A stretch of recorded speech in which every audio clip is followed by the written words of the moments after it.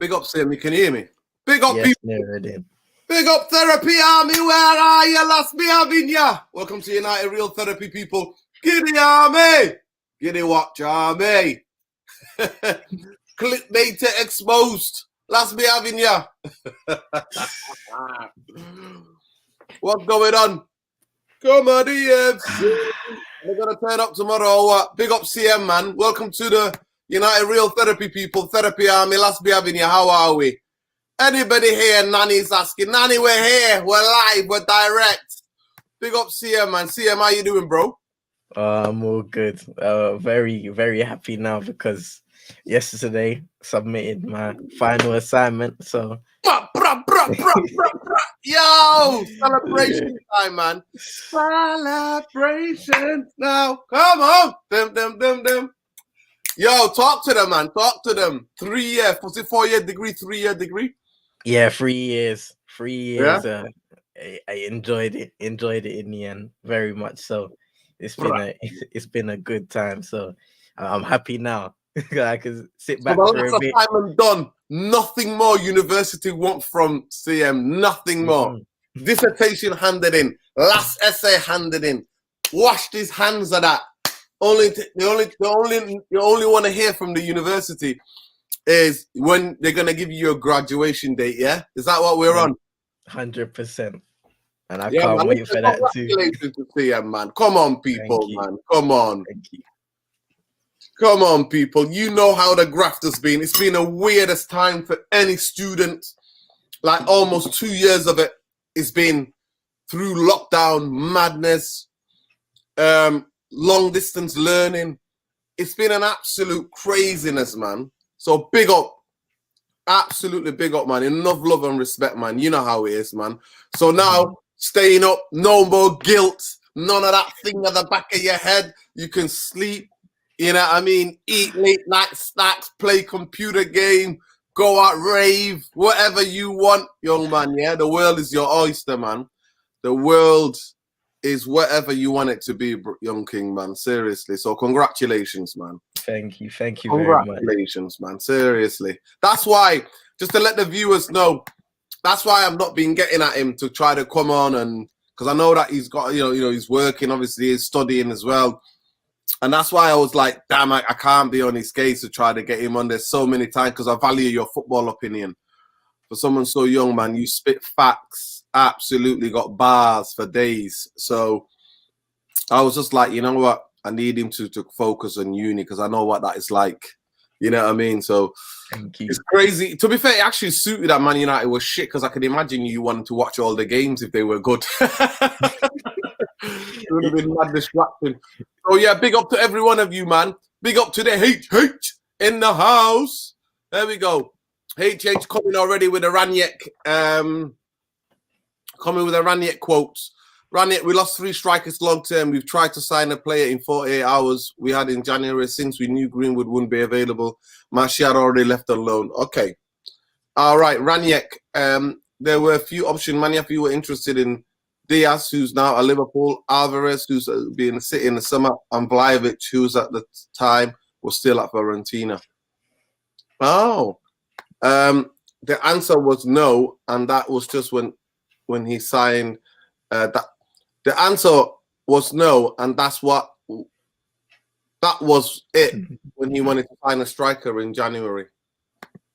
All right, well, I'll have to confirm. I'll have to have a look at these quotes. Rani, I spoke to the board and told them shouldn't we at least speak to and analyze and find out if we can at least get a player on loan or permanent deal? At the end, the answer was no. Okay. Well, we need to testify that. We need to, you know what? Big up the HH.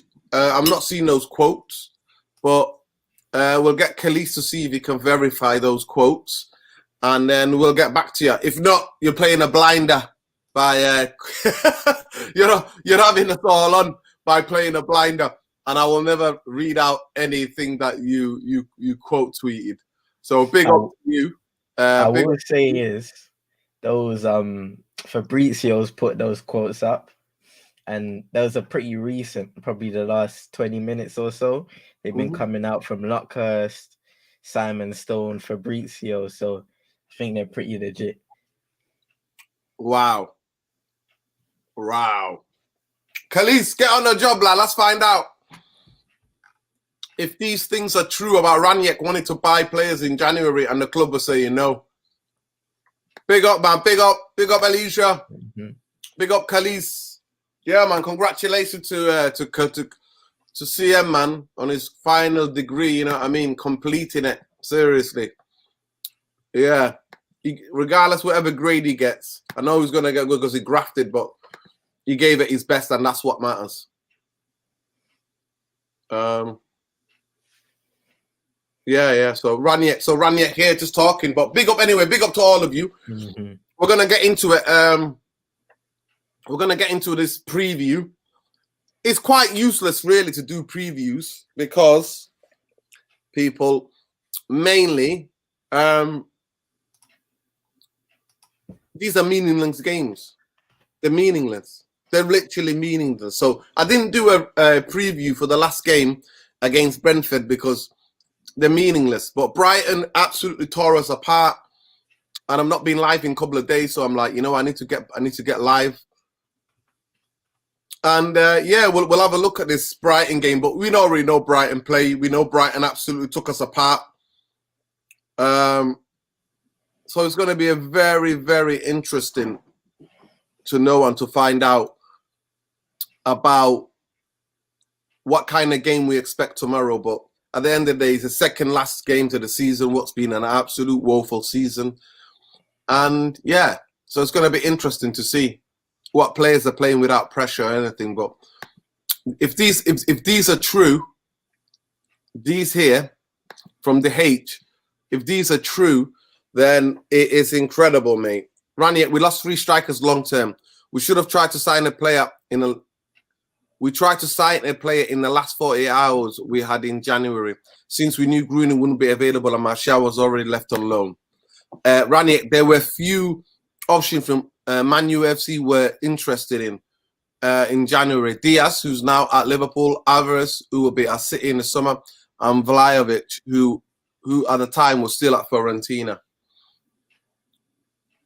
Ranić, the answer was no, and it wasn't even the answer was no, and that was it when he wanted to sign strikers in January. Ranić, I spoke to the board and told them we should at least speak and analyze and find if we can at least get one player on loan or a permanent deal at the end of the answer was no. Okay. If those are true, then it's everything that we've known and expected, people. So it's not like, I don't know why people are like, you know what I mean? I don't know why people are like, nah, this ain't true. But big up to every one of you watching. Please smash a like on the video. Subscribe to the channel if you're new around here.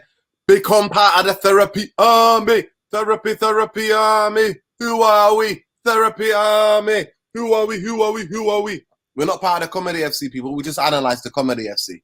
We love the club that used to be a football club and now is Comedy FC. So we just analyze it. And reading these quotes from the HH, big up the HH, it literally just paints a picture on the mismanagement, gross misconduct. I would say, I would use words like I used on Twitter, the industrial scale of mismanagement at Manchester United, which used to be a football club, but now is Comedy FC. Here we go. So big up to every one of you. Big up to man like Khalees Ramadin Lassie. Here we go, talking about injuries tomorrow. Ralph Ranić quotes. Harry Maguire's back in training. He trained the whole week, and since the second day after the Brentford game, he resumed training. So he'll be available tomorrow. So we get to see big Harry. To see Harry. Ranić Edison's training. Obviously, he came on as a sub. Marcus Rashford will be missing. He has caught bronchitis, which is high in temperature, so he won't be able to be part of the group. It's interesting, isn't it? All this mysterious illness. I want to get close to you. That's how Man United squad is moving now, isn't it? Mysterious. They're all singing this mysterious illness. I want to get close to you. Like, you know what I mean? Man, like, I don't know what they're doing, bro. I don't know what they're doing. Man, like Jadon Sancho tonsillitis. Now, Rashford bronchitis. Before that, Harry Maguire could have been out for the season with a knee injury, but now he's trained well. It's all mysterious things are going on amongst the playing staff at Man United, mate. Playing staff is all mysterious things. Edison is a fraud. I called him a fraud the other day on it, and I was so happy at the Brentford game. When he came to warm up, none of the United fans clapped him. I was so happy that United fans are getting educated on how certain players are taking the effing piss out of the football club and that they didn't clap him at all. So, yeah, and by that time he came on, I was already outside in the protest anyway. So, big up, big up, big up, big up. Raniek, we have a question like Aaron Baye. He called the doctor this morning about problems. Alrighty-o. Back from back problems to bronchitis to tonsillitis. You know what I mean? It's all there, man. Big up CM, man. Splash the net is bigging you up, man. Love, man. Everybody deserves to congratulate. Man like CM, you know, handed in his last assignment, you know, walked into that office at uni and went, see ya! I won't want to be ya. It's been a pleasure. Take care. As always. Take care. Take care. Raniek, I had not been bought to my had I not bought on Edison Cavani, someone would have said that was a classless or nah, mate. To bring Cavani, nah, mate. Nah, the man was taking the mick, mate. The man was supposed to have abdominal problems and couldn't play. Man's there watching the boxing, you know, you know what I mean? Getting a box, you know what I mean? Walking around like he's one of the Kardashians, you know, with all that like paparazzi around him. So let's not be having that, man. Let's not be having that. My guy all of a sudden was fit for Uruguay and can play for Uruguay, but then was injured for when he came back to Man United. Come on now. And then he came out the other day and he basically spelt it out. He got absolutely rattled by the Ronaldo signing and he couldn't take it. So he's like, well, I would have gone somewhere else. And that's why he was sulking. Absolute baby. Especially man of his experience, CM. Man of his experience, CM. What do you think of that?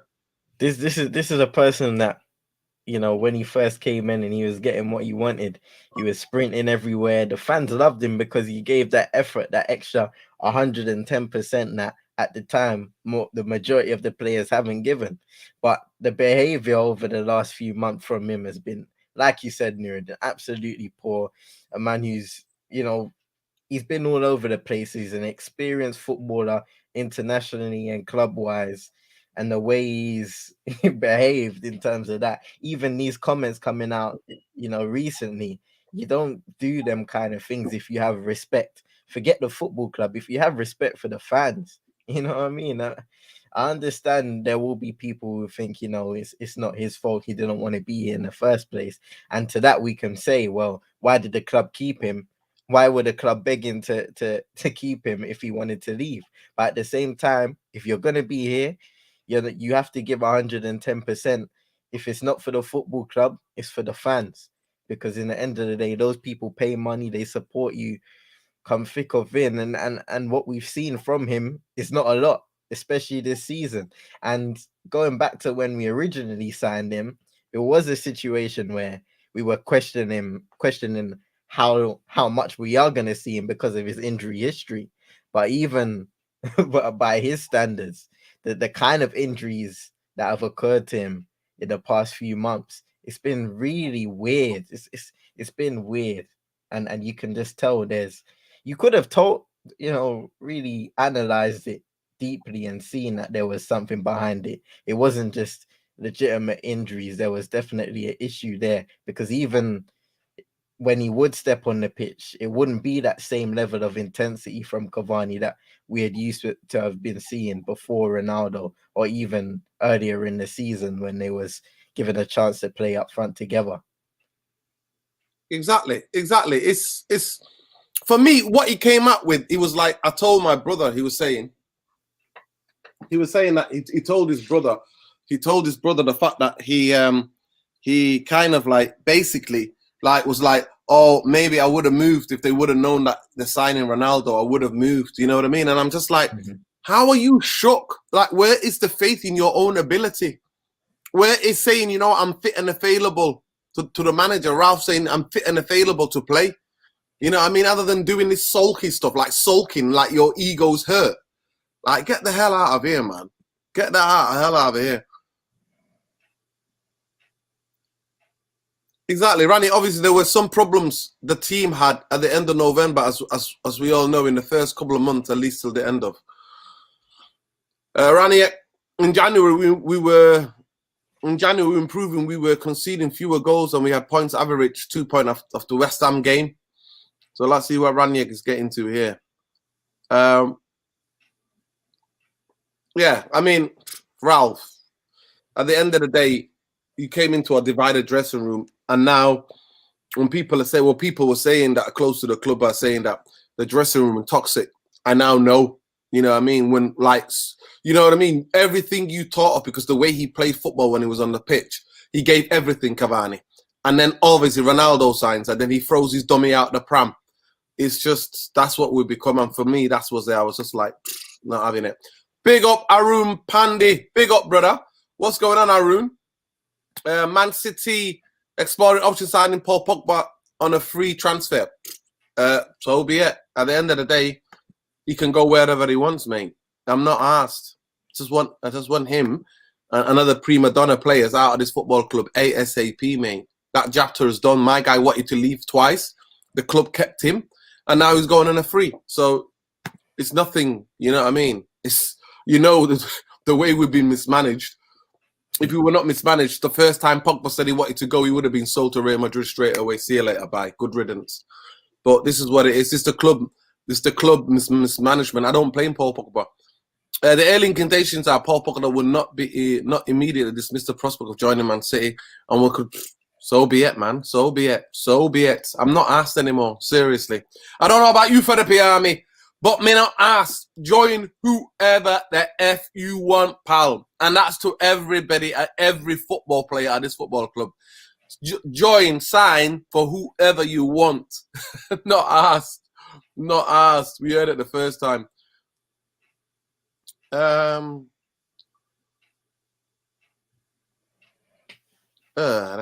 Listen, not asked about what he said. Roy Keane again back.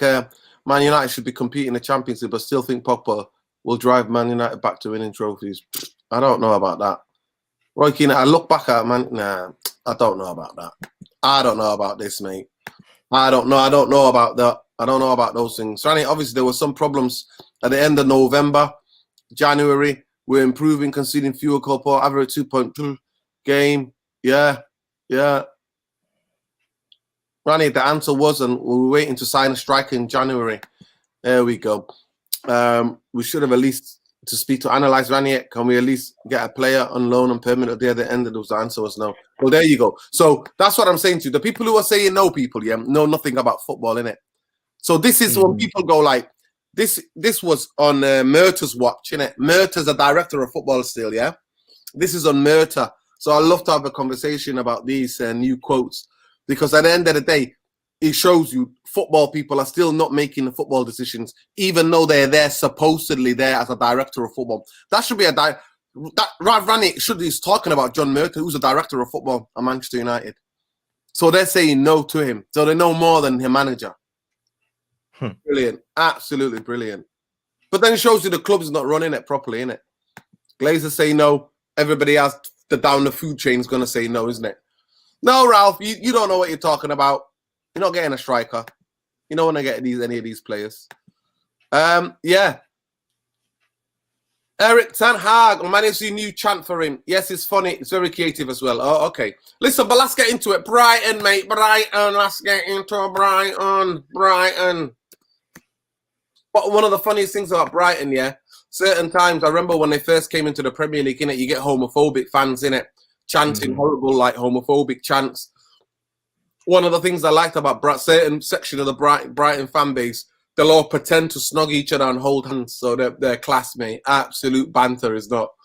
It's absolute. There's some fans sing horrific homophobic chants against them, and they're like just absolutely giving it back the best way they can. I'm with you, Nurin. Yeah, man. Big up Splash the Net. Big up Logan, Khalees, everybody. But let's get into it. Brighton. Yeah, man. Of course they would snub strikers. Like, they know better than you, Ralph. They know better than you. They know better than you. Bankers know better than you, better than you, better than everybody who's a footballing person at Man United, mate. The bankers know better than you. Oh, no, we can't sign nobody. See, I've got bars today, people. I'm on the hype today. I'm on the hype. So let's be having youth therapy, Army. So basically, Jeremy Sarmiento remains out with a hamstring. Jakub Mudder is on a long-term absentee. Man United captain Harry Maguire is set to return missing the past 3 games with a knee injury. Fellow defender Baye struggling with back. Rashford has been ruled out through an illness. There we go. We already know Brighton, how Brighton play tactically, innit? They keep the ball. They absolutely bust the ball, bob the ball left to right, and that's what they do. Man United have won the past 7 meetings in all competition. Brighton have 3 victories in 27 competitive matches against United, and United have all come at home. Wow. Brighton have won 3 of their past 5 top-flight matches, as many as they managed in the previous 25. Wow, big up, man. Graham Potter's side have gone 8th in the Premier League without a victory. That's what I'm saying to you. So they've gone however, Graham Potter's side have gone 8 Premier League home games without a victory. Wow. Each of the Seagulls' last 5 league wins have come away from home. Danny Welbeck scored in the last 4 starts against Manchester United in all competitions. Leandro Trossard has 3 goals in the last 5 league appearances, doubling his tally from the previous 24 top-flight outings. So United have lost their past 4 Premier League away games, their worst run since they suffered 6 consecutive away defeats between December 1980 and 1981. The Red Devils are 12 points worse off than this stage last season. United have conceded 30 Premier League away goals this term, and the most they have shipped in top flight since 1990-89. Bruno Fernandes has been involved in 6 goals in 4 league meetings with Brighton, with 4 goals and 2 assists. Cristiano Ronaldo scored 6 times in his last top 4 flight appearances, as many as he mustered in his previous 13 matches. So there we go, people. Bit of stats there for you. Bit of stats for you. Bit of stats. But we all know Brighton bob the ball right, left, and centre. United can't live with them, can't stay with them. But what they were doing at Old Trafford, they were just missing chances. Do you remember the game at Old Trafford, CM? Yeah, Brighton are a very good team in terms of the way they play football. For them, like you said, it's always what goes wrong for them is their end product at times that kills them. I remember earlier on in the season when there was actually a kind of rift between the fans and Graham Potter, but that's kind of clearly gone under the rug because they have improved since then, and they've gone on to have a very good season. Whereas for us, we've downgraded even more and dropped in form, and you can see the effort. The players, they've down tools. They're pretty much done for the season. If anything, you could have just forfeited the last few games and let them go on holiday early and just and just let them go, because I don't know. I don't know about you guys, but I just feel like these few games it's flat. It is flat. Yeah. And flat as a pancake, mate. Flat as an absolute pancake. Like last few games at Man United have been like watching paint dry, mate. It's like the season's already over. SF, how you doing, bro? Oh, good, yeah, man. All right, CM, we good? CM, let Irfan know what's happening, man. Give him the news, man. Give him the news. Break the news to Irfan. Go on. The personal news. Submitted my final assignment yesterday. Oh, respect, man. Yeah, I know what that is like, man. I know what that is like. Shit. Have like 3-4 days of long sleep where you get whatever time you want. Just stay in bed and get out whatever you want. You're gonna love the next 3 days, mate. You're gonna love it. The weight of the shoulders, Irfan. The weight of that. Oh my god. Oh my god. I can just imagine CM walking back, out of the university building, feeling light, one step, you know what I mean? Bobbing left or right. It's like the last 3 months. It's like the last 3 months is like the first almost 2.5 to 3/4 years. It's like the 3 months becomes a 2-3/4 years on a university course. The same for everyone. I actually think it's been worse than that because of the past 2 years, because of the pandemic. Oh yeah, but that makes it even crazier, because one thing about people forget about university. University is you're maturing as an adult. You're a young person developing an adult, but you're having a level of interaction you've never had with anybody in your life, because you're meeting people from different races, different classes, different cultures, your whole life together, and you're thrown together. So it's always fascinating. I don't just think of it as education, as in academia. I think of it, you can learn a lot, so much about life just by being around those people, good or bad. I learned lots of good things. I learned lots of effed up things as well.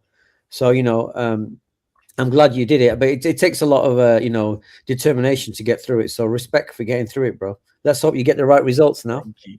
That's Thank it. you. That's it. Yeah. Anyway, regardless of the result, he's give it everything, fam. He's give it everything, and that's the thing you're happy with, isn't it? Yeah. At the end of the day, you got conscience is clear. But fam, just a bit of breaking news to you, right? So this is how Man United. So this is even when John Murtaugh's running things. Yeah.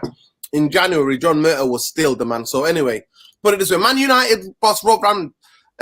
Manchester United snubbed Rolf Rangnick's plea to bring a new striker in January in the transfer deadline. The German interim boss said United loaned Anthony Martial to Sevilla. Edison Cavani was struggling with an injury, and Mason Greenwood was unable for selection. Rangnick highlighted few strikers who moved in the window. The answer at the time was no. There's no player on the market that can actually really help us, he said. I still believe we should have tried in those last 48 hours, said Rangnick. The board sees it the same way. They agree, but they also spoke to the scouting department and the same time as me, and the answer was no. I wonder who said no then.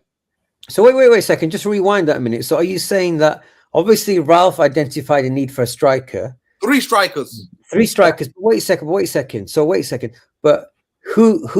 Where was the negative energy in saying no come from? Who in the club? Well, that's what I'm saying. The club said no. Yeah, but who in the club said no?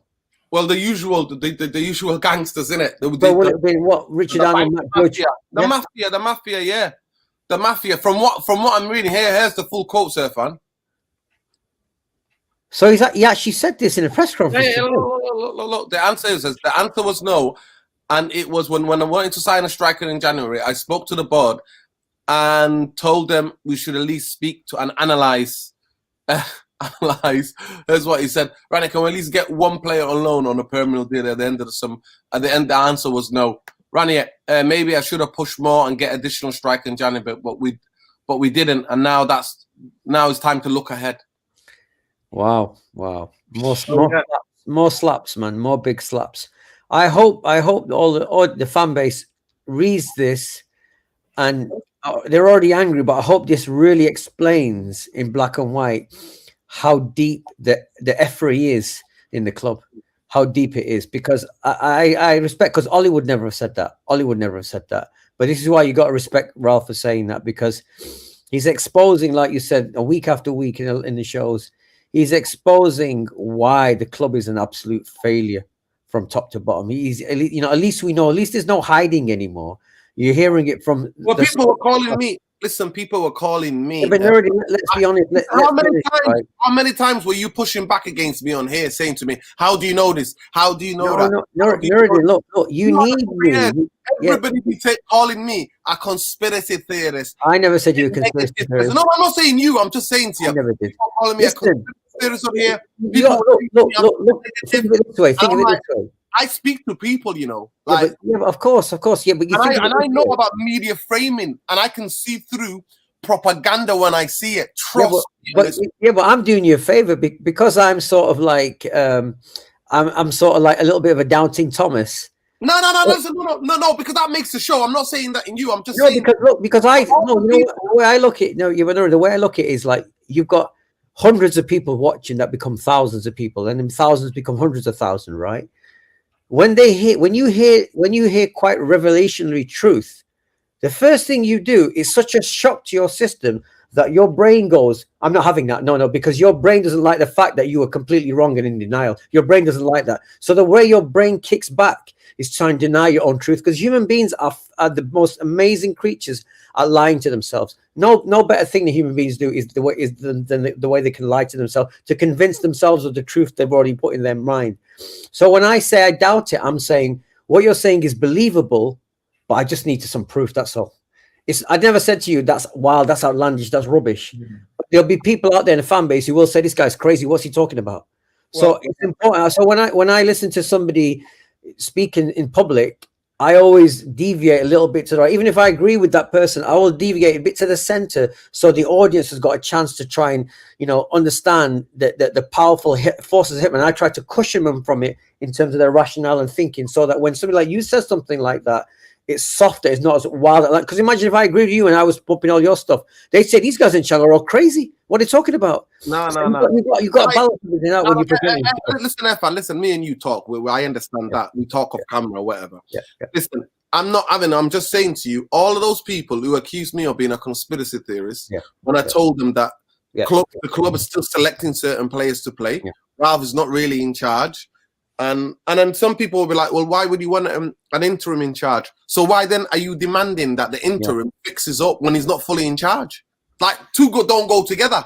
Like, it don't go together. The man's not fully, the is not fully in charge, but then you're criticizing him for the results. It's like, you see what the thing is, though? I think there are people who there's almost two sets of fans. There's a set of fans who accept and understand the meaning of life and what goes on in the world, even beyond football, a lot more. And then there's this people whose head just set on football. When they think about football, when they watch football, they only want to focus on football rather than looking at the bigger picture and understanding what happens behind the scenes, and realizing that not everything that happens on the pitch is what's happening or is a product of what's happening in the club. In the end of the day, we see a lot more, we hear a lot more from the media, and just through our understandings of going through life and understanding how football clubs work in this modern era.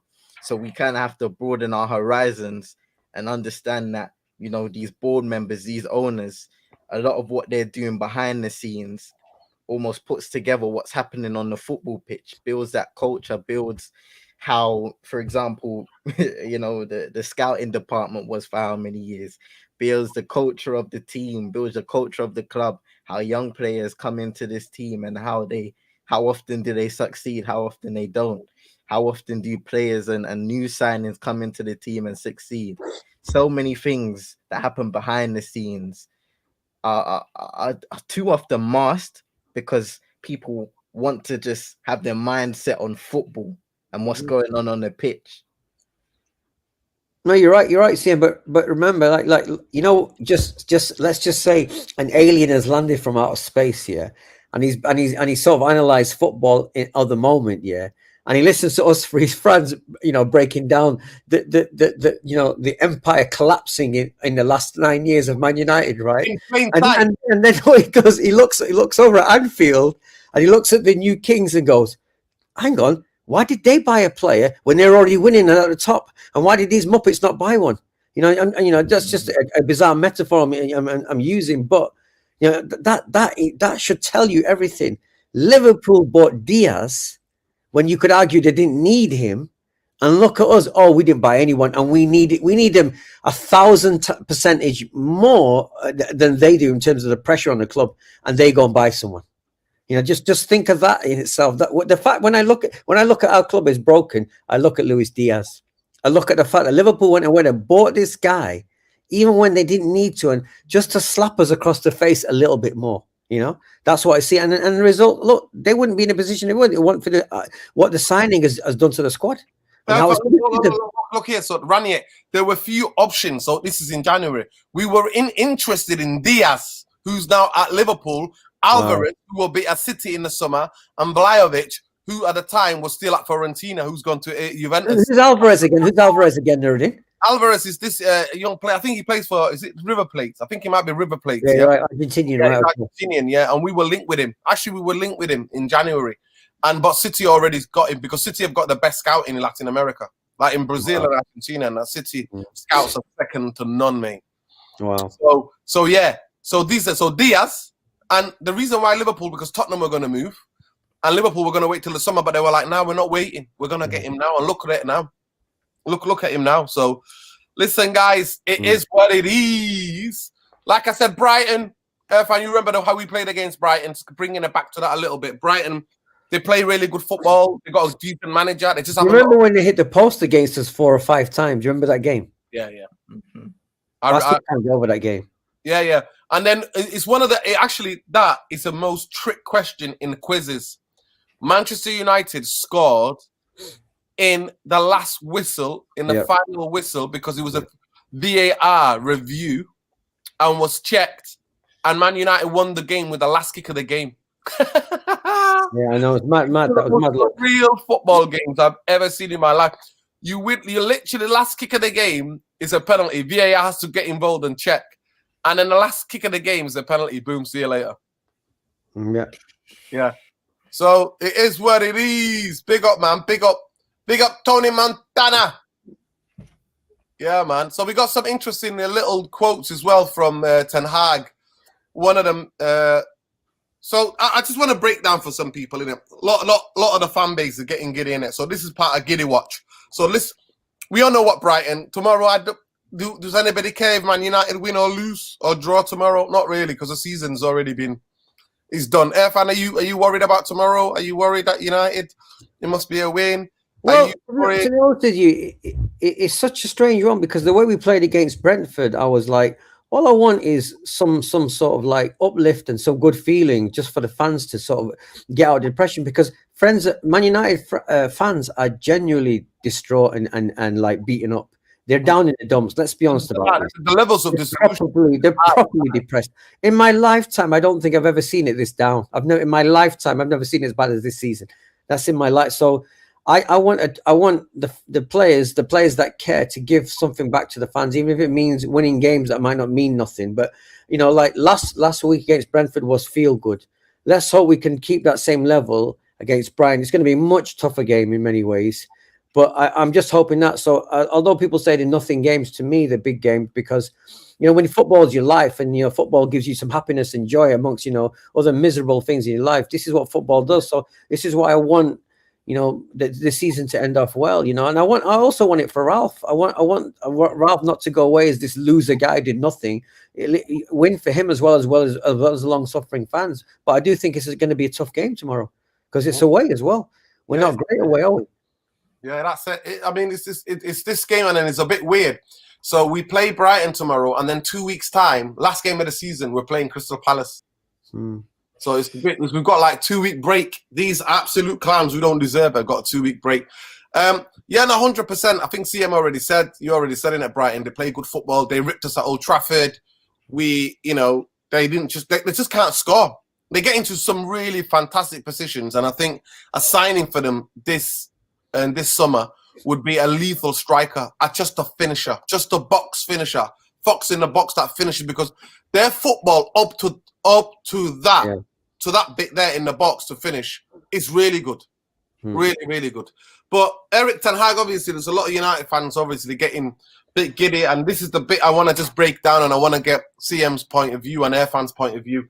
I think since the last decade and a half, or the last decade, Man United have developed, the fan base, the global fan base, whether it's on Twitter, we're in the stadium, we developed this thing called the Saviour Complex there, Fan and CM, where basically we expect one human being to come in. Sorry, my eyes are itching with my glasses, but then my eyes are itching with my glasses, and without my glasses is weird. But what's happening is that this Saviour Complex, where we think one human being is going to fix it all. He's the answer. Oh, we need to get him, get Zlatan, get Pogba, get Bruno, get this, get that. You know what I mean? Get this player, get that player is going to save us. This complex saviour that's been given. And that usually happens when there's absolute disillusionment, and majority of the fan base don't know how their football club is being run. So I want to come and talk about that a little bit. And then I want to get Khalis, if you can hear me, Khalis, please get some quotes up about this Man United, this thing that is being put into the sale of Chelsea, and it's called the anti-Glazer clause, which is fascinating.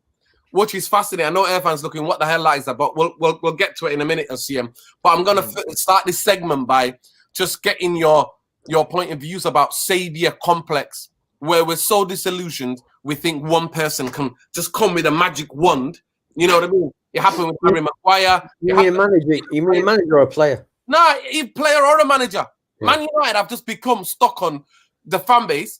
That's my observation. Savior complex that one person is going to do it. Now, what they'll see Ten Hag coming in and they'll go, this is Ten Hag's rebuild. No, it's not. It's a Man United rebuild. It's got nothing to do with Ten Hag. Not one person that can tomorrow walk out the football club. No, it's about who runs your football club. Get it into your heads. And this is for the people at the back. Those who are hard of hearing. I'll say it again. If there's any reset, it's Manchester United as a football club is the reset. It's not one manager or one player or one coach's reset. No, it isn't. It's not. It's the culture. It's the environment. It's what you create as a club that comes from top down, bottom up, both ways. That's what it's about, people. So when you have this savior complex, you're letting yourself fail again and again. You're setting yourself up emotionally to fail. CM, what do you think about this savior that we need somebody to come and save us from ourselves? Yeah, I'd agree with everything you said because, you know, I can speak from almost a bit of experience a few years ago where it's like, for example, I remember when Mourinho was sacked, and when he was sacked, I was in sixth form at the time, and everybody was jumping up in a room happy, and it was almost naive because we were a little younger and we didn't know as much as we probably know now. But you almost have that feeling where a weight's lifted off your shoulders and you think new beginnings, and you start to get excited about that without remembering and realizing what's going on behind the scenes.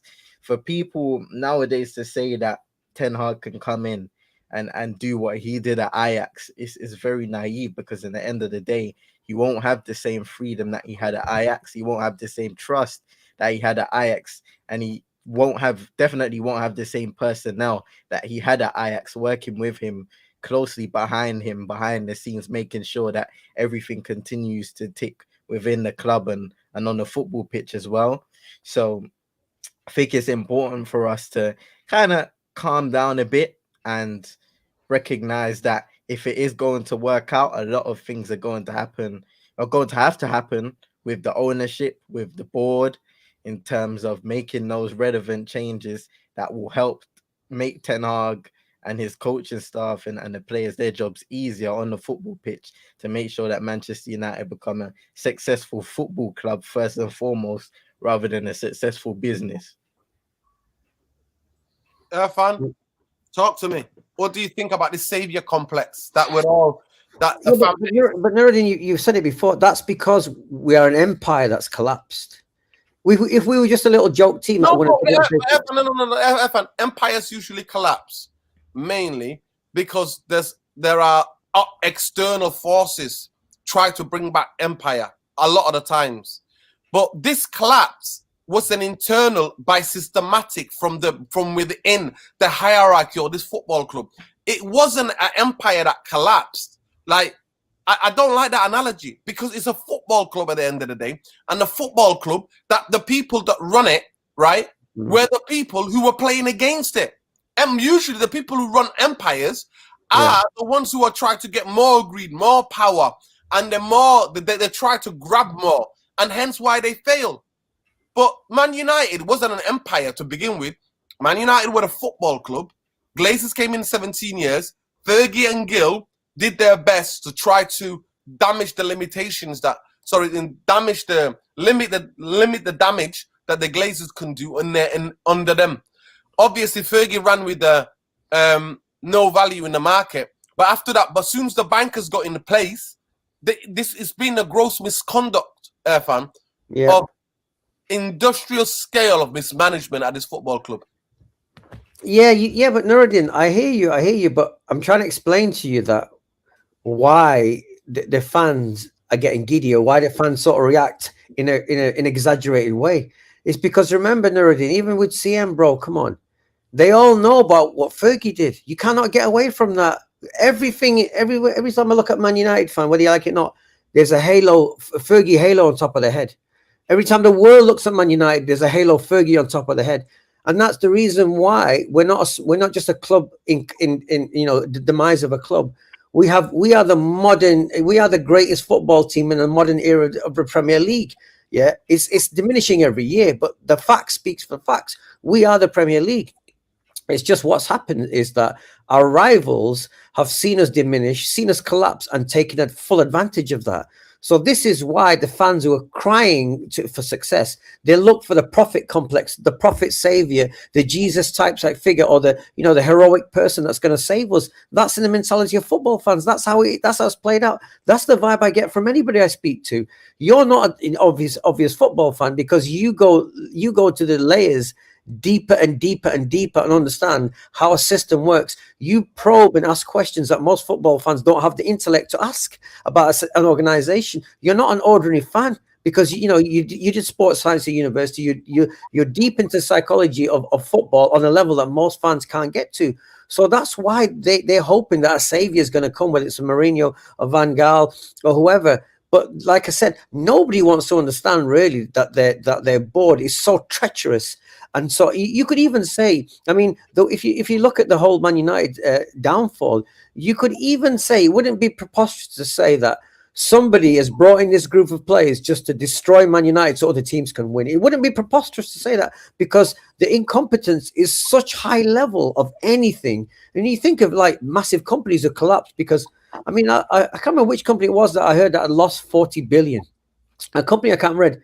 We're similar in a way. It might not be 40 billion, but we have destroyed a once great institution, and the Glazers have destroyed it for what was it? 17 years, Nuruddin? Is it 16 years? Is it 17? Is it 17 years? It's 17 years. 17 years. So imagine, and the worst thing was for us that the thing that corrupted most people is because the press don't call it out, and also this is why I've always like point a small finger at Fergie because Fergie played the game with them for a number of years, but the clap starts there because if you're saying, like Nuruddin said, there's no value in the market, yeah, and then you leave, then the mere mortals come after you who can't do it like you can, and they're looking at the system, but that Fergie's, dare I say, Fergie's allowed this no value in the market and just continue because he's the greatest manager ever and continued in this broken system. It was bound to collapse if you're going to bring other guys in who are just mere mortals trying to manage something in a team as average as ours. And if you look at it, it's capitulated even worse because they're exposed even more because they don't have a Fergie type character to hide the bullshit from the Glazers, from the fans. So it's taken up to Ralph Rangnick to explain how poisonous, how toxic, how destructive the owners have been. We've had to wait 9 years for a guy like Ralph to at least call it out. 9 years, man. So I feel for the fans. I really feel for them. You really think I like coming on this channel when we're getting beat? You really think you think I've got better things to do with my life? I could be watching, I could do things on music, I could get new tracks done.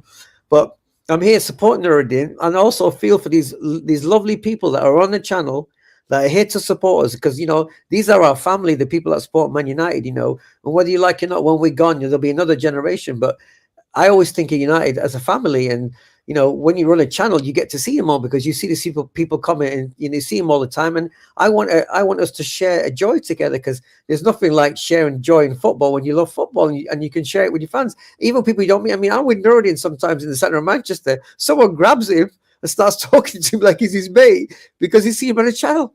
And I'm like, wow, I love that camaraderie. Not many things can do that. And sport can do that. Football can do that. That's what I love about it. You remember the guy, the Somalian brother that gripped you from America in Russia? Do you remember him? At 5, CM, this was at 5 in the morning. We just come back from a club. He recognized Nuruddin in the street. So his bonkers, only Man United football. You know what he said? He recognized my voice. Yeah. He's mad. Yeah. You got his phone out with his like crazy American accent. I think he was from Minnesota.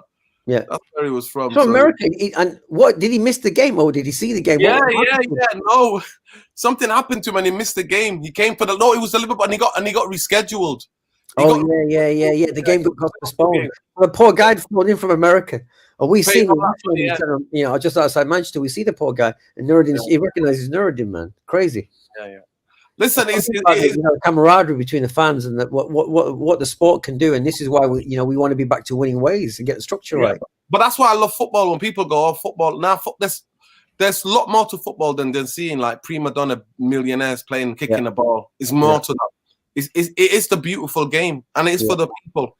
And anywhere where I've been, when I say about football, we'll do a video about it. But is a universal language. There are three things for me that are universal languages. Yeah, music is a universal language. Yeah. Giant culture is even though I don't smoke, right? It's a universal language. I've traveled and I've been to different parts of the world where I didn't speak the language and the people didn't speak the same language as me. And literally, Irfan, the people and CM, people have just literally said to me, when I come outside of the party where the music is being, people have said to me, you want to smoke? Try to give me the spliff. And I'm like, nah. It is and football is the other one. You don't need anything. You just people forget that. Majority of people, there's about 4 billion people in the world that don't have footballs. They make things like socks, t-shirts, wrap them up, put them in plastic. You know what I'm put something like anything in the middle of that t-shirt or that sock that's got a bit of a weight. That's not going to hurt their feet and play with it. They put down 2 rocks as the goal, 2 wooden things as the goal. You know what I mean? And that's why it's football. And it's the same rules. You shoot this way, we shoot that way. This is your team, that's my team. It's the most basic, and it is the people's game because you don't need a lot of equipment to play it, to have fun. And anybody can play it as well, like any level. Like you already see, like people in wheelchairs playing football, disabled people playing football. You know what I mean? Like you already got like over 60s walking football. So age, if you can move and kick a ball, you know what I mean? You don't even have to have legs. But no, also because, like you said, you know, to add to your point, it's one of the few sports where even if you're in extreme poverty, you can play it. Of course. There's not many sports I can think of where you could just get up and you know, improvise with something to play it. And that's why it is the people's game, whether we like it or not. It's the people's game. That's why I don't rate things like snooker and I don't rate things like golf. To me, they're very much the worst. And they're very much class sport. Even cricket is a very class sport. It is. It's a very class sport. Yeah, but not if you go to India or Pakistan and you see the extreme poverty and what they play with. You know, that's what I'm saying. I understand that, but what I'm saying to you, but what happens is then those in England, it's middle upper class sport. In England, it is, but not in the poor parts of the world. No, it's not. Yeah, but even in those parts, it's quite dangerous when they're playing with that ball without helmet. Without it's not. They call it tape ball. They'll get like some rope or something, and they'll tie tape around it. In India and Pakistan and Bangladesh and Sri Lanka, tape ball is the thing. They all play with a tape ball. It's on the beach, where it's in the streets. You know, it's similar to sort of Jamaica in a way. Very similar. You know, like they don't have much money, so they improvise, and that's why a lot of the greats come from the West Indies and come from that parts of the world, because they improvise. They haven't been taught in upper class schools where they got a teacher and bowling machines and stuff like that to learn. They bring that magic, and it's the same in football. Look at Messi, Maradona, these people people from, you know, Aguero, from the poorest parts of Argentina, Brazil, you know, the favelas. Look what they bring. Look what they bring. The sport would be nothing without these poor people who have nothing but bring magic from nothing. Sport would be nothing. And to be fair, due to globalization, those players being spotted a lot earlier and then put into academies is a thing, because the raw talent has been stripped away from football. If you look at it, we can have a show, we can debate it and get people to debate. If you look at it in the last 15 years or 20 years of football, Irfan and CM, you see the difference in creative, like just enigmatic, super creative, instinctual footballers. They've gone, football's turning to be more robotic. No, that's the Europeanization of the football sport. That's what that is. It's the European. Look, all I say to anybody who's watching the channel, right? If you want to know why I love football, just go to 1982 World Cup and find a live game with Brazil playing.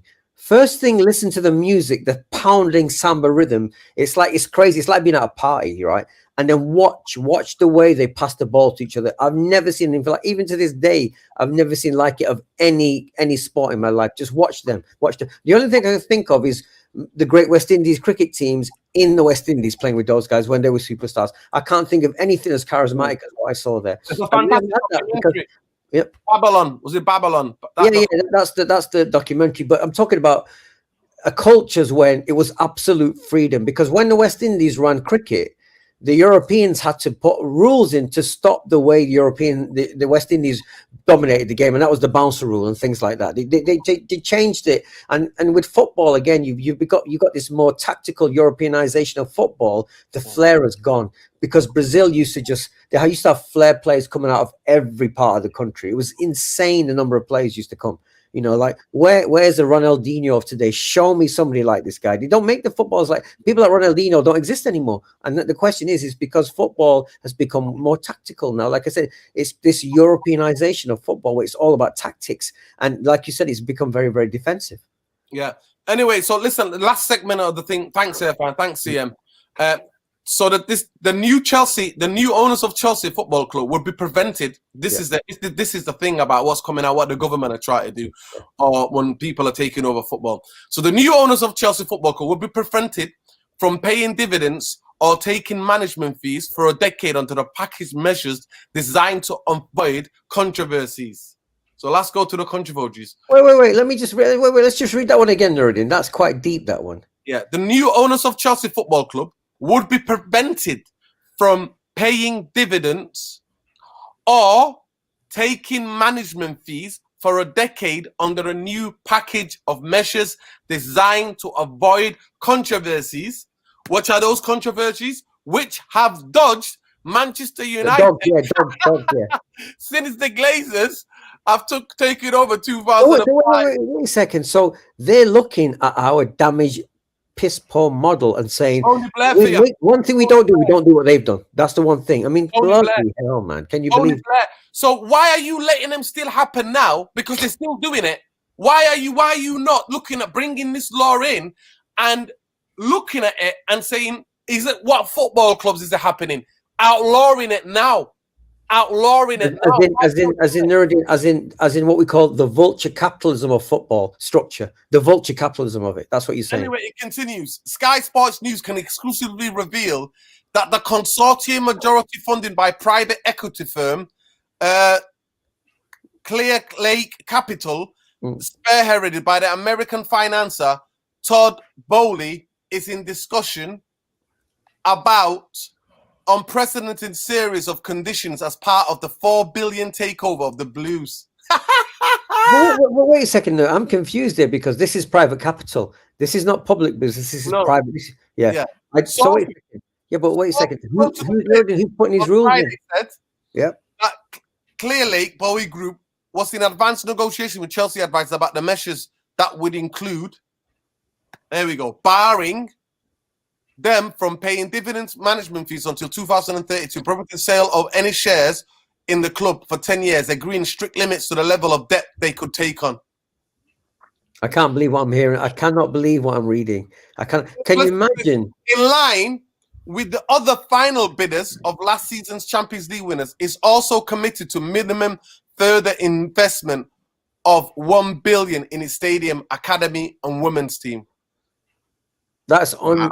I'm absolutely flabbergasted by. Let me read some more. The demands from Rainey highlight the usual nature of the Chelsea sale process at a time when the ownership of English football clubs face unprecedented government intervention in a form of punitive independent regulator.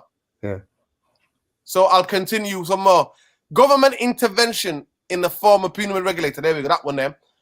It says one of the insider dubbed the measures anti-glazer clause that were designed to ensure financial stability in the post-Ibrahimovic era.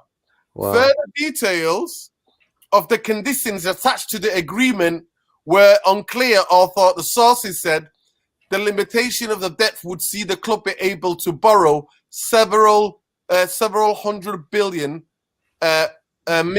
for working capital.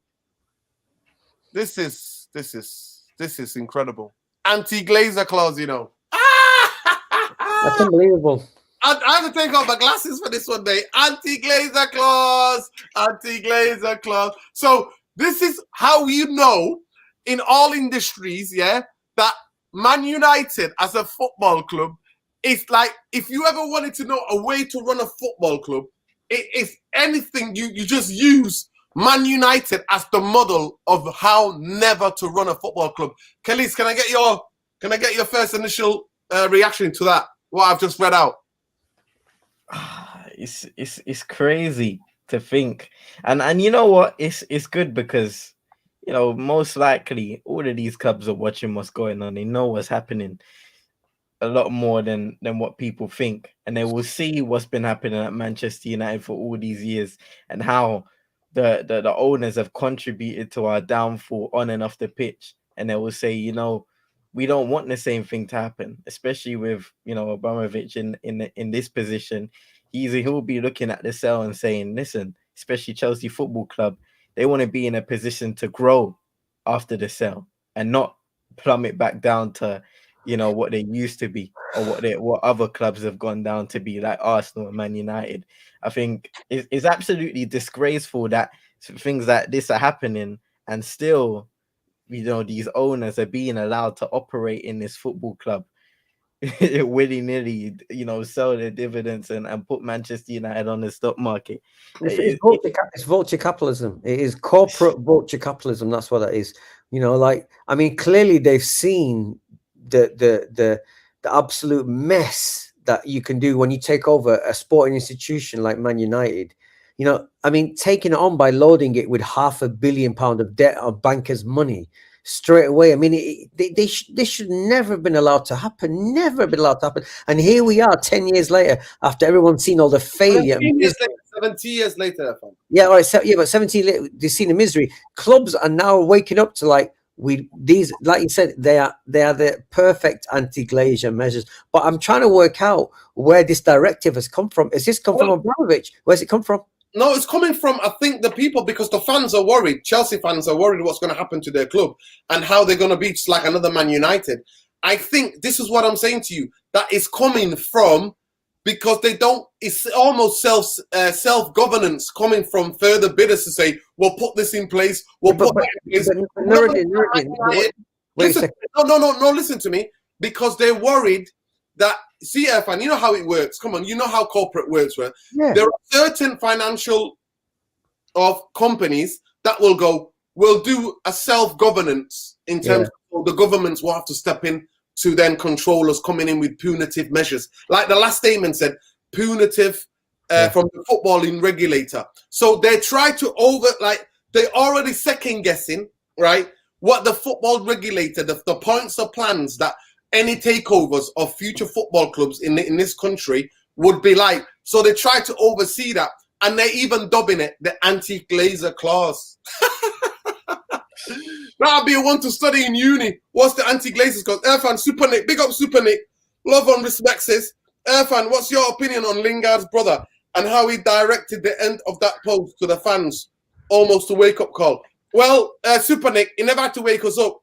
I've been awake since I was born. Trust me. I've never been a zombie.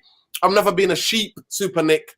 But a lot of our fan base don't want to know. And that's why the same people were always coming at me, Super Nick, calling me Mr. Negative when I'm trying to tell truth. And Irfan already analysed that. But Irfan, did you see Lewis? Lewis, I know Lewis personally. Big up Lewis, who's Jesse Lingard's brother. He came out with a statement saying that he basically, I'm just paraphrasing what he said. He said, Jesse Lingard played for this football club for almost 20 years. He's been there, over 20 years, yeah? And he's scored so many goals in finals, like cup-winning goals. But in his last game at home, in his last season, he didn't even come on for last 10 minutes to say goodbye to the fans. Now, a lot of fans have come out and said bigger legends than Lingard have basically been told to get the hell out of the football club. We're not giving any way of saying goodbye. Hence Roy Keane, Rio Ferdinand. I mean, Woodward literally last game of the season at Old Trafford, I think, sat next to Rio and said, Rio, we're not renewing a contract. You're off. See you later. Like that's what happened. So Irfan, what Lewis Lingard's brother, Lewis Lingard, what he said was, he said that Man United, the people who own the football club, don't even know what the offside trap is.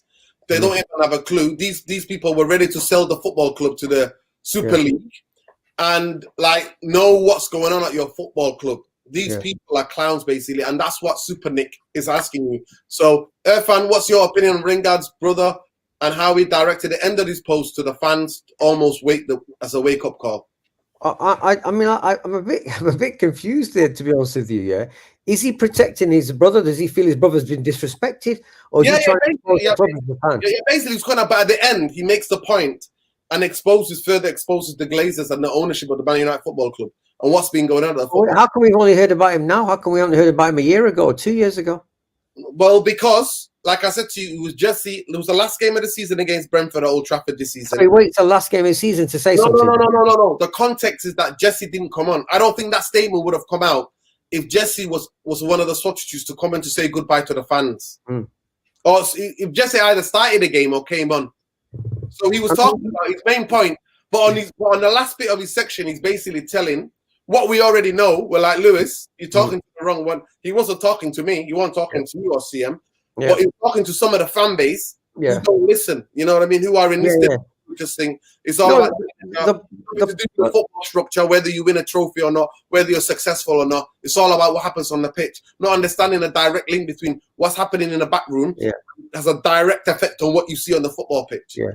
No, I respect that. I mean, like the fact when he's pointing out that these jokers don't even know what an offside rule is. I see that because, you know, like I said, if you follow, you know, corporate politics and, you know, neoliberal politics, if you see how private capital is allowed to run amok, run free, they do what it wants, and they can take over anything. This is. I don't want to get too political with you guys, but you got to understand that in private business, which is a free for all, basically for the rich to just get richer, this is how it works. But I just find it incredible that Chelsea are saying to there's obviously overtures coming out from people saying we're not gonna F it up like they've done at Man United. We're gonna make sure we do all those things that Man United didn't do, which I find incredible because the government didn't step in to save Man United when they saw the vulture capitalists take over Man United. They didn't say you can't load a club with £500 million of debt and take over it. This is not Germany, this is not Cuba, these are not countries that look after their support and say to people, you can't just buy our treasured, you know, cultured things in life and the thing that the public loves.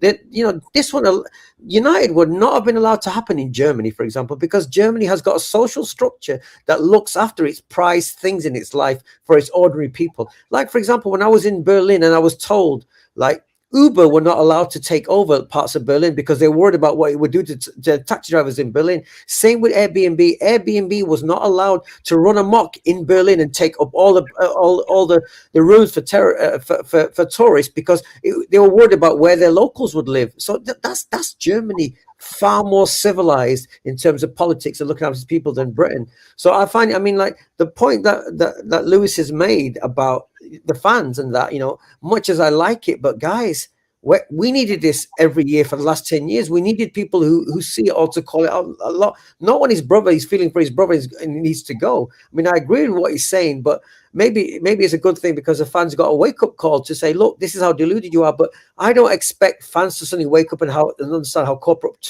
structure works and then they compare it. Because do you remember we had the fans thing where suddenly ownership of the club became a conversation in the public? Do you remember that, Nuruddin? It became it was a conversation in the public, but that sort of died out very quickly, isn't it? Because we live in a deeply capitalist country that doesn't care about its ordinary people. It doesn't care about, all it cares about is servicing the rich so the rich can get richer. This is Britain, and America is the epitome of that. Mm-hmm. Yeah, listen, it is definitely what it is. By the way, those of you who want to watch what Irfan was talking about, it's called, I can't believe we've got only 59 likes. Come on, please, people. We've had almost 100 people in here before. Yeah. Just get liking us, subscribe to the channel if you're new around here, because we're on the road to 10,000 people.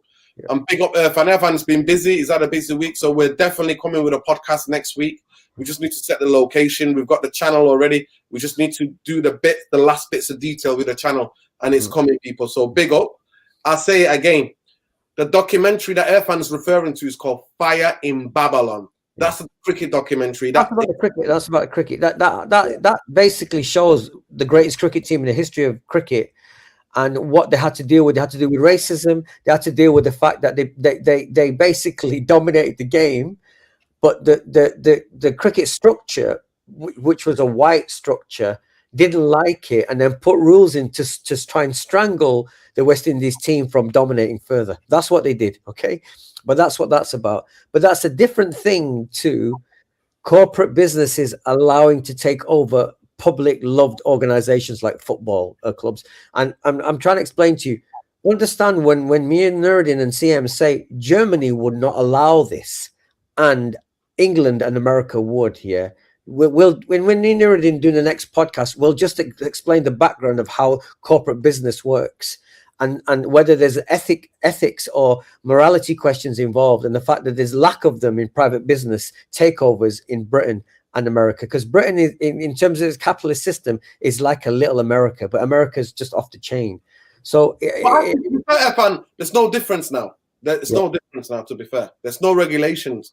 There's no in about, let's say 20 years ago, Britain was little brother, and it was things that happened, financial instruments that happened. I mean, those of you who are really interested, go and research Glazonomics. No, not Glazonomics, sorry, Thatchonomics, Reaganomics.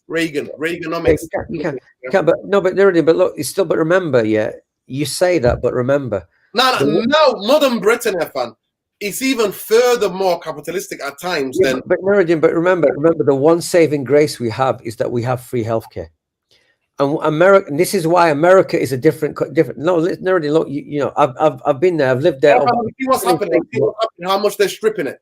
Oh no, listen. I know New Labour started to strip it. New Labour when he brought PFI, that war criminal, yeah. Yeah, he did. He brought in the PFI, Private Finance Initiative, just to help private after Thatcher did. Yeah, but basically, look, what I'm trying to say to you is that look, this country, the only saving grace it's got left is the NHS, which is the free point. And this is if you compare our social structure to Germany's, you know, Germany is far more socialist and people looking after these people than we are. We are going down the American route. We've gone even more down the corporate structure way. And that's what I'm saying. You're not going to understand the structure of Man United and how it has allowed to happen if you don't understand a little bit about how politics works in the private sector, because governments are basically the puppets of the private sector, letting them do what they want with any business and running it that way. And that's why it's tragic that we had to suffer, because we've had 17 years of vulture capitalists coming in and destroying Man United. I mean, it could have been bananas, it could have been apples, it could have been buildings. It just happened to be football that they wanted, because they knew they could make so much money and rinse this club dry. And that's where we're at. This is what we're at. We can't get away from this. But the reason they get away with it is because most of you are out there are sadly to say, I hate saying this, but deeply ignorant to how it all works. You're lost in your own world. And this is the thing. Four billionaires control 85% of the British media. CM, coming to you, Brighton tomorrow. Obviously, you can watch this game, you relax. I don't know if you're working or you can watch it at 5:30. The most thing what we're looking for as United fans, we know the season's been an absolute pile. So what we're looking for is just a bit of decent football, like Irfan said. What do you think the score's going to be before we wrap up the stream? What are you looking to see from United? What are you looking to see? In a happy world, I like to see some goals, like it was against Brentford. I do feel like Brighton could score against us and get a few goals, but they haven't been their best at home at the same time. I just want to see some goals, maybe a 2-1. I don't know, 2-1, 3-1. That's what I'm hoping for, but who knows? Yeah, Irfan, Brighton. I don't know, because I just feel that they'll raise a game against us. You know, they always seem to do. You know, look, Nurdin. Calling team than us. To be fair, like I said, Nurdin. Not long ago, I was hearing people talk about Graham Potter being next United manager. I was hearing that all the time, and don't make out I didn't hear it, because I heard it from a number of people. So respect to this team. Do not write this team. Like I said, they got problem scoring goals. They've got a problem scoring goals, but they are super well grounded and organized team. They just because they've got no budget really to play with, they punch well above their weight. Let's be honest. So I don't see this as a walkover for our team. I mean, their runs have been their form is up and down, but they'll turn on against us. You know, we have to be on form like we did against Brentford on the front foot to get anything out of this game. And I just don't know with this Man United team. I cannot predict what's going to happen. I didn't expect him to brush aside Brentford that easily. Brentford were on a good run. So much as I want to say, we're going to do well, but I'm too grounded. It might be 1-1, it might be 2-1 to them, it might be 2-1 to us if we play well. But it's going to be a close game. It's not going to be a easy game at all for us at all. I don't see a walk in the park for us at all. Sorry we've lost him, but I mean, I can't lie to people out there. I do. I mean, every time I watch Bissouma, I'm like, please, why can't we have this guy in our team? I look at that guy all the time, But I love Tariq Lamptey as well. I love that guy, So I don't know. What do you reckon, CM? I mean, am I right to say that? Do you think? I mean, it's not going to be an easy game, this one. No, I definitely agree with you. The way I'm speaking is more so just wanting to see something, hoping to see something, but at the same time, you do go back to everything that we've experienced in this past season and recognize that there is no easy game for Manchester United Football Club because we are so unpredictable in a bad way. We don't know whether we're going to play well, whether we're going to play bad, or whether it's just going to be a bang average performance. And that's been a huge problem for so many years now. And, a lot of people will be hoping, like we were speaking about before, that Ten Hag will come in and fix that. But, being realistic, it's going to take a lot of years to fix that and a lot of personnel. Yeah, no, absolutely. I mean,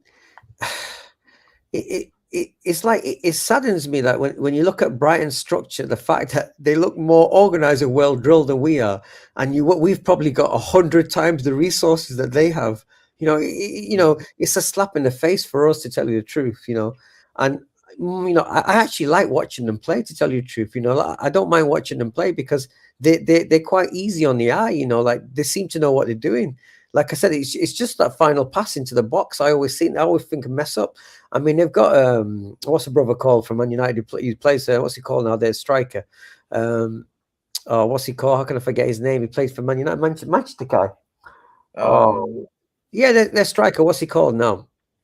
So what's Brighton? Tell me what's Brighton's main guy score? What's he called, man? The guy used to play for us. Welbeck. Danny Welbeck. Right? Yeah, that's what I'm saying. So. They got this guy. He don't get the service, and he needs 5 chances out of each one. To score, he might score 1 in 5. But imagine if they had a striker alongside him. They'd be a great team. They would be a very, very good team. And considering they've got nothing, their resource. And look, like they said, they got the Basuma. They got they've sold one of the defenders, gone to Arsenal. Ben White. I mean. It's just like I said. It embarrasses us even more when I think about this team we're playing tomorrow. It embarrasses. I mean, I spent time in Brighton. I've seen the place. It's tiny. It's a tiny little place, but they can embarrass us very, very easily tomorrow. Very, very easily. And I really don't know how we're going to do tomorrow. I just really don't know. But like I said, I'm sort of a little bit happy the more I hear that Rangnick is exposing Man United even more. That sort of does make me happy, But tomorrow, like I said, it's going to be a difficult game. It's going to be a difficult game tomorrow. Big up people, man. Listen, we've had some technical issues towards the end of the podcast, but big up to every one of you. People are saying it's going to be, what's the score, CM? Give me a score. Some people are saying 2-0 United. What is it? No, ask the people in the chat, see what they think. What do you think, people? A lot of people are saying draw. Some guys saying, Lyran saying, 2-0. Man, come on, man. It's not going to be 2-0. 2-2 draw. That's more respectable. I mean, what's your prediction, Nuruddin? What are you saying? I think they don't score a lot of goals in it, and they don't win that many games at home. So no. I think you've got draw written all over it, unless United play some scintillating football and open them up and in goals. Yeah. And like I said, I don't expect the Man United team doing that. The days of any of us being confident about Man United performance and result are long gone. They're long gone, yeah. They're long gone, yeah. Listen, big up CM, big up Irfan. CM, let them know where they can find you. Obviously, now that uni's done, more content coming up on your channels, man. I can imagine. Let the people know what plans have you got in the next couple of months and in the summer. Big up Sydney Reddin and Irfan and the whole therapy army. CM22 ENT on YouTube, Twitch, all socials. Basically, just going to be doing streams over on Twitch. We've been kind of doing certain watch-alongs and stuff like that for Man United games here and there. Over on YouTube, we have a series called the United Twins, where myself and my twin bro kind of review the games and give our opinions and perspectives. So it's a nice little fun series, but also serious at the same time, because we do speak about the issues at Man United and try and expose as many things as possible while trying to keep it as light as possible. Cool. There we go. Let the people know where you are. So people, CM 22ANT, man, all across all social media platforms to catch CM, man. And again, CM, I can only say congratulations, well done, King. You know what I mean? The world is yours, man. The world is yours. But Irfan, let the people know what's coming up. I'm looking forward to. So Irfan, tomorrow, Irfan is going to be playing in a club that's been renamed. So quickly, I don't want to go into a huge tantrum. We've been an hour and 20 minutes almost. But tomorrow, Irfan is going to be playing with a gang of DJs, brethren from London, man like Zed Biasef. I'm going to be playing Broken Beat. So harping back to place. No, it's Broken Beat all night tomorrow, and we even got live performance. I mean, like, no, I don't think any of the people out there actually know what the sound is called Broken Beat actually is. I don't think anyone knows. I think me and the only people that know what this sound is. It's a classic. There's something called Google. It's not breakbeat, people. It's broken. Don't mix it with breakbeat. Yeah, broken. It's closer to UK garage than it is to breakbeat. But it's more sophisticated than UK garage. Dare I say that? It's more sophisticated. It's a black urban inner city vibe, a sound that came from London. But it's basically, it's a funky music. It's not like a typical music dance beat with like a house beat. It's not like that, but it's the same tempo as house. But the beats are a lot more sophisticated. And it's got a dancehall Jamaican vibe to it. It's got a jazz vibe to it. It's got a Latin vibe. It's got a soulful vibe to it. It's got a jazz vibe to it. It incorporates a lot of different music sounds, but it's a very exciting dance music culture. And I'll tell you first that we're going to be at Carnival this year. So you're going to hear Broken Beat at Manchester Carnival because it's 50 years of Manchester Caribbean Carnival this year. And Nuruddin doesn't even know this yet, but we're going to be there this year. Okay. So I'll be DJing at a club called Yes, the Pink Room tomorrow. Yeah. You know, that's the podcast in itself. You know, I don't like people who so-called control the carnival, the corporatization of carnival. You know, and we don't mix, and we don't mix. So I don't have any high hopes, but it's good to know that you're going to play some music. I hope you're not just playing Broken Beat. I hope you're playing Afro house music as well. When tomorrow or at the carnival? About on the carnival. Oh no, of course, yeah. It's going to be a mixture. It's Black culture, celebration of Black culture, isn't it? So, especially Afro-Caribbean culture. So we will play all styles of music. So you know, actually, Super Nick says he wants an example. Look out for a group. Go look out for a group with Super Nick called Bugs, Bugz Bugs in the Attic, DA Attic, ATTIC, Bugs in the Attic. Yeah, West London crew. Check out their music. They do the poppy stuff. They do the dark stuff. They do the dancehall stuff. They mash it up in every type of way. In fact, one of their main artists, the Afronaut, is his party tomorrow in Manchester. So it's London people coming to Manchester to have a show tomorrow. So check it, you guys. You know, you're gonna enjoy it. That's it. Big up, man. Big up, people. Big up to every one of you, Therapy Army. Last be having you. We'll be back here tomorrow evening around 7:30 to be doing match reaction. 5:30, innit? We kick off at 5:30. So we'll be coming on here, match reaction. So big up. And I think that Liverpool game is on at 7:30. So maybe we'll do a little bit later, maybe the match reaction, because that's going to be an interesting game to watch. Big up to every one of you. Big up to seeing the game and handing in, walking out of uni like a boss. Walking out there doing this, doing that, flicking it off, you know. That heavy weight on the shoulders is going, see you later. See you later. Man's coming out, stepping out, you know, like with a toothpick out of university. Light as the absolute light as they can get, man. Trust me. Yeah, but already now you got to like a check because you know you have all this time. Now you got to work out what to do with the time you have. You know, I know that the pressure is over, but then a new pressure arrives now. And he works part time as well, so he's gonna have some time as well. Yeah, to me, the best thing I would do, I'd just write articles about football, watch football games, and write. You know what I mean? Write articles and let us know. You know what I mean? If you wanna write an article for the therapy army about analyzing a game, people would love to see it. A lot of people would love to see your writings.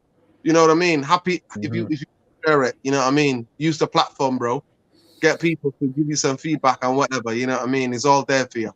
So love and light, respect people. So I'm gonna be raving like a madman tomorrow, getting high in my altered highness state tomorrow.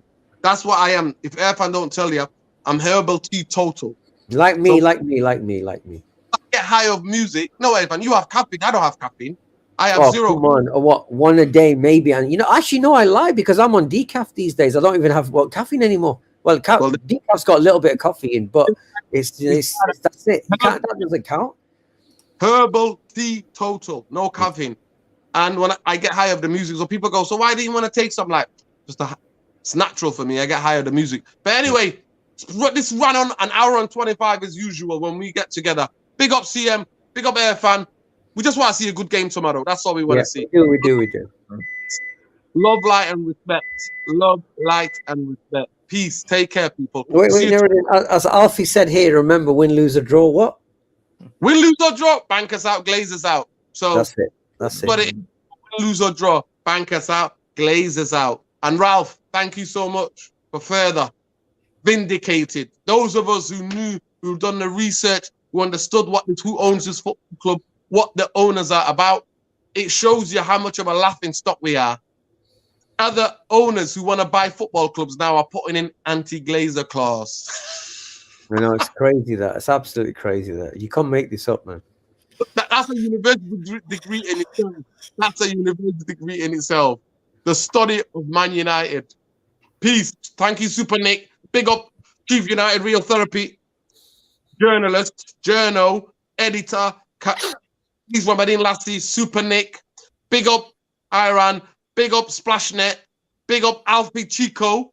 Big up to every one of you, man. Man like Logan. Yeah. Honestly. Georgie B. Every one of you, man. Muhammad Ali. Bless up, man. Bless up to everyone. Love and light. We lose or draw. Glazers out. Bankers out always. 24/7 a day. 7 days a week. Every minute, every second. Glazers out. Big up to all those people who protested. All of those people who protested. Who walked out of that stadium. Big up. Peace. Take care.